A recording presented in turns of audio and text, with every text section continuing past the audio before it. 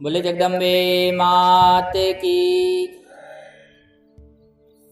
एक समय की बड़ी पवित्र बात है। यह सारा संसार जो है वह जल में निमग्न था। सृष्टि हुई नहीं थी उस समय तक, और सृष्टि होने के प्रथम चरण में ही भगवान विष्णु जो है वो यज्ञ पश्चात शयन को चले गए। जब उन्होंने यज्ञ किया अम्बे का, सबसे पहला यज्ञ किया विष्णु भगवान ने। तो भगवान विष्णु ने जब यज्ञ किया तो उसके पश्चात जो है भगवान योग निद्रा के कारण जो है कहाँ चले गए? हयग्रीव अवतार के पश्चात पुनः शयन में चले गए। सदा क्षीर सागर शयन। अब भगवान सो रहे थे, चारों तरफ जल ही जल था। शेष शैया पे जब सो रहे थे तो माता लक्ष्मी जो है क्या कर रही थी? पैर दबा रही थी। लेकिन सहसा क्या हुआ कि एकाएक भगवान के कान से जो है वह मैल निकला। एक कान से एक तरफ से मैल निकला और एक कान से दूसरी तरफ से मैल निकला। वो जो मैल निकला तो उस मैल का आकार जो है, आपने शहद देखी है? शहद होती ना मधुमक्खियों की, कैसी होती है? गाढ़ी गाढ़ी होती है, लावा जैसी, लार्वा जैसी। ऐसी वो मैल जो कान का था वो क्या था? सहसा निकला, वो शहद की तरह था। तो उसका नाम क्या हो गया? मधु। और दूसरे कान से निकला वो कसाय था, तो उसका नाम हो गया कैटब। अब दोनों ही जो है जैसे ही निकले तो तत्क्षण बड़े हो गए। बड़े होते उनको देर नहीं लगी। तो उन्होंने देखा कि चारों तरफ तो जल ही जल है, और इस जल में जो है ये एक पुरुष सो रहा है और एक स्त्री इसके पैर दबा रही है। तो इसका मतलब है कि कोई ना कोई और है जिसके माध्यम से ये जल तरंगित हो रहा है। तो इसमें तरंग में जो छप छप छप छप करने की आवाज आ रही है, इसमें उसे महसूस किया जा सकता है, उस शक्ति को महसूस किया जा सकता है। अगर हम इस तरंग को पकड़ लें तो हम जान जाएंगे कि इसे किसने बनाया। देखा क्या कि वह आवाज की प्रतिध्वनि में मां भगवती की कृपा विद्यमान थी। जान गए कि समस्त सृष्टि का जो स्रोत है वह जगदम्बे से आ रहा है। दोनों थोड़ी दूर पर गए, एक टांग पर खड़े होकर तपस्या करने लगे। 1000 वर्ष व्यतीत हो गया। कितना व्यतीत हो गया? 1000 वर्ष। 1000 वर्ष व्यतीत होने तक दोनों के दोनों तपस्या करते रहे। तपस्या करने पर भगवती प्रसन्न हो गई। भगवती के प्रसन्न होते ही वरदान मांगा। अब वरदान मांगा तो कहा कि हमें कोई मार ना सके। तो भगवती ने कहा कि ऐसा तो हो ही नहीं सकता, जिसने जन्म लिया उसे मरना ही है।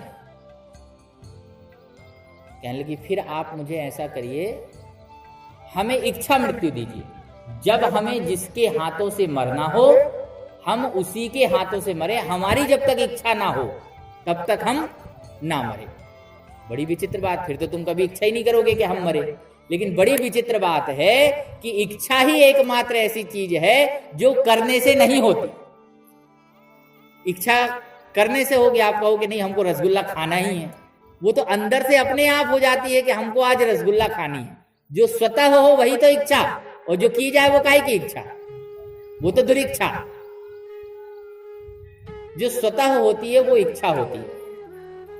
अगर वो ज्ञान की हो तो ज्ञान इच्छा हो गई, जिज्ञासा हो गई।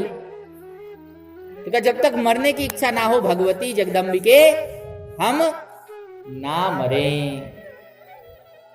ठीक है, अब वरदान तो मिल गया, मां आर्तन ध्यान भी हो गई। अब दोनों का आतंक फैला।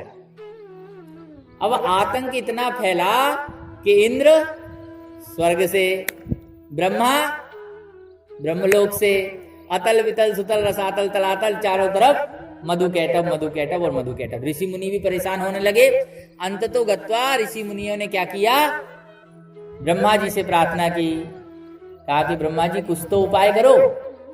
ब्रह्मा जी कहने लगे कि भाई ऐसा करो कि भगवान तो शयन में है, योग निद्रा में है, उनको उठाओ।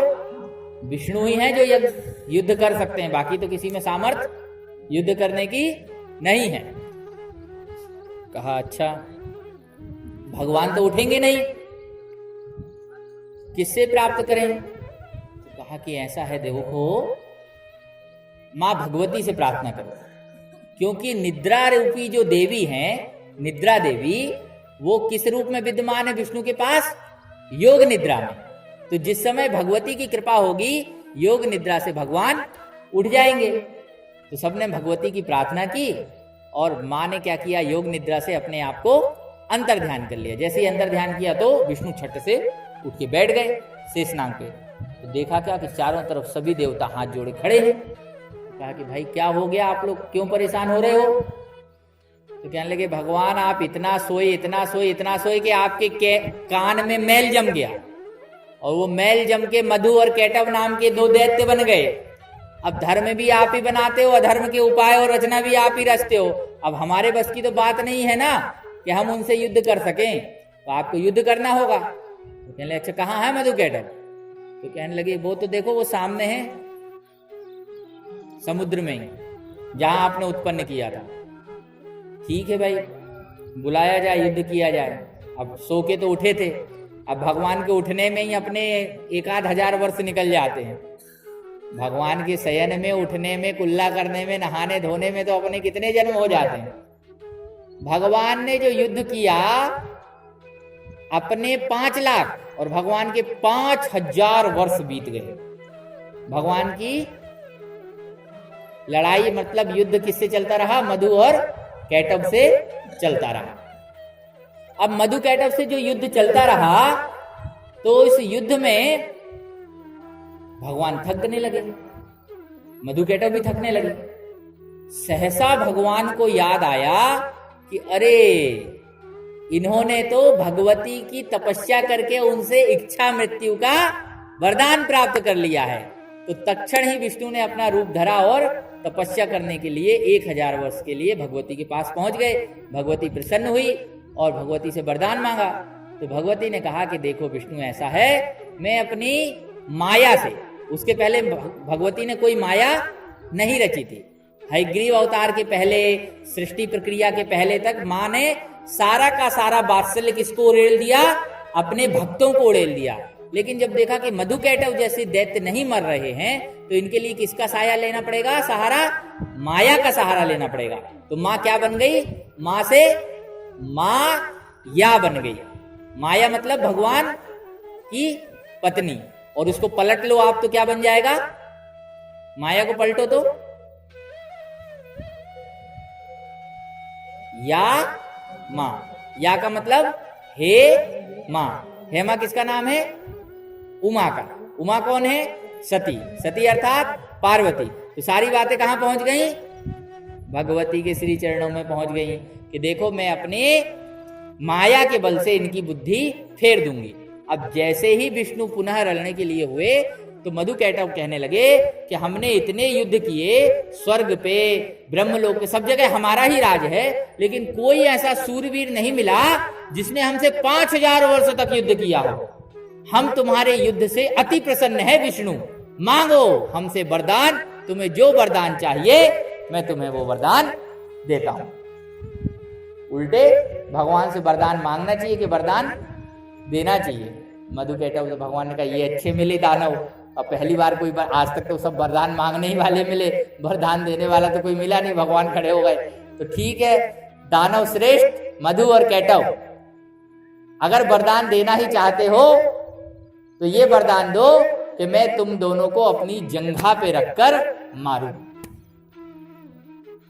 मधु कैटव कहने लगे ठीक है जनार्दन, ठीक है गोविंद, विष्णु, हरि, तुम्हारी जैसी इच्छा हो वैसा कर लो।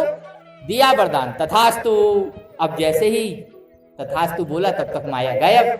अब मधुकैटभ सोचने लगे कि अरे ये क्या हमारी जीवा से निकल गया, हमने तो माता से वरदान मांगा था कि हमारी इच्छा मृत्यु हो और जब हम मृत्यु मांगे तभी हमको मिले, तो हमने ही उल्टा वरदान दे दिया। भगवान ने धड़ से उन दोनों को जब बचा है और माँ जगदम्बे का नाम लेकर दोनों का सर जो है धड़ से अलग कर दिया।